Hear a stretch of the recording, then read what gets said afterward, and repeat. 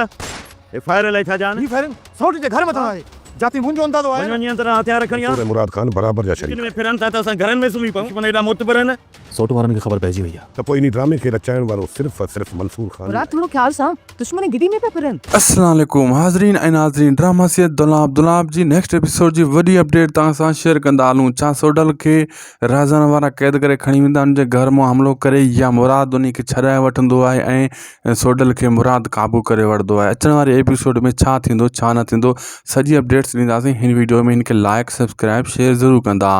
दोस्तों मुराद पंहिंजे घर वेठो हूंदो आहे, अचानक फायरिंग शुरू थी वेंदी आहे ऐं उनखे ख़बर पवंदी आहे त हीउ सोडल जे घर ॾांहुं फायरिंग आहे। हथियार खणी हितां ही निकिरंदा आहिनि।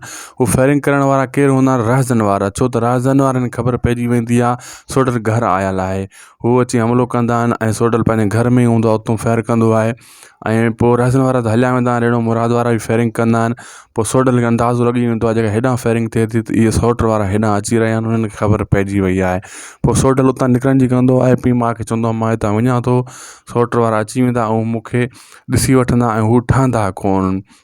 उन राज़न वारा हथे ख़ाली मोटी वेंदा आहिनि ऐं चवंदा आहिनि अगरि सोडल घर पंहिंजे में रहे थो, मुराद खे बि ख़बर आहे, पोइ इहा मंसूर खान ऐं मुराद वारनि जी मिली भगत आहे ऐं इन्हनि गेम हथ सां खेॾी आहे ऐं मंसूर खान ई छोकिरी खे वापसि करे पुॼायो असां वटि कार में खणी। इहे ॿधल आहिनि ॿई पाण में।